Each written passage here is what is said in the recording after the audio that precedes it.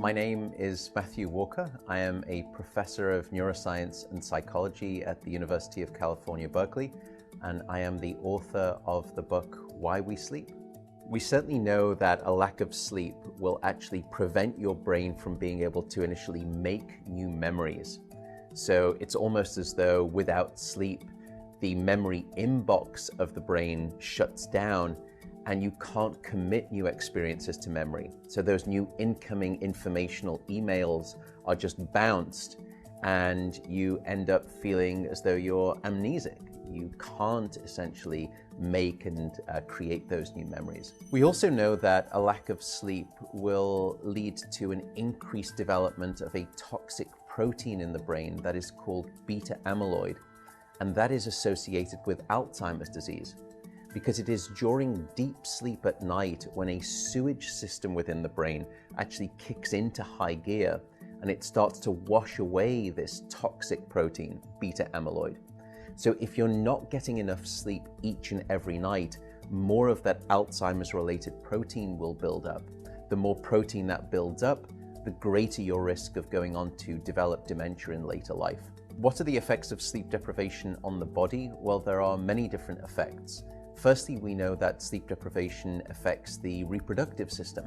We know that men who are sleeping just 5 to 6 hours a night have a level of testosterone which is that of someone 10 years their senior.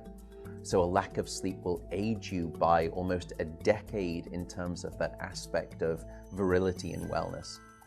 We also know that a lack of sleep impacts your immune system.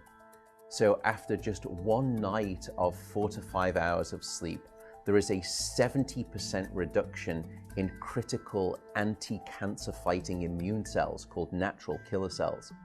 And that's the reason that we know that short sleep duration predicts your risk for developing numerous forms of cancer. And that list currently includes cancer of the bowel, cancer of the prostate, as well as cancer of the breast. In fact, the link between a lack of sleep and cancer is now so strong that recently the World Health Organization decided to classify any form of nighttime shift work as a probable carcinogen.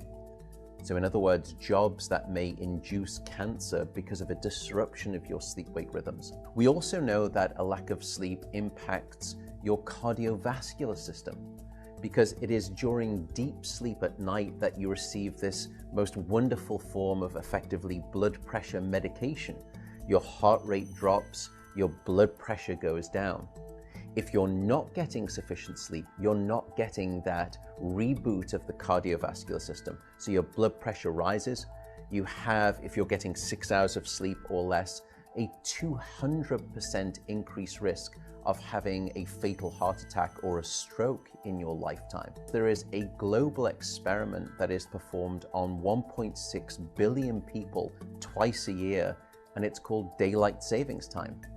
And we know that in the spring, when we lose 1 hour of sleep, we see a subsequent 24% increase in heart attacks the following day. Another question perhaps is, what is the recycle rate of a human being? How long can we actually last without sleep before we start to see declines in your brain function or even impairments within your body?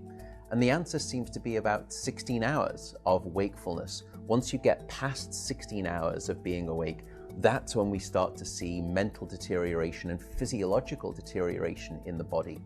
We know that after you've been awake for 19 or 20 hours, your mental capacity is so impaired that you would be as deficient as someone who is legally drunk behind the wheel of a car. So if you were to ask me what is the recycle rate of a human being, it does seem to be about 16 hours, and we need about 8 hours of sleep to repair the damage of wakefulness. Wakefulness essentially is low-level brain damage.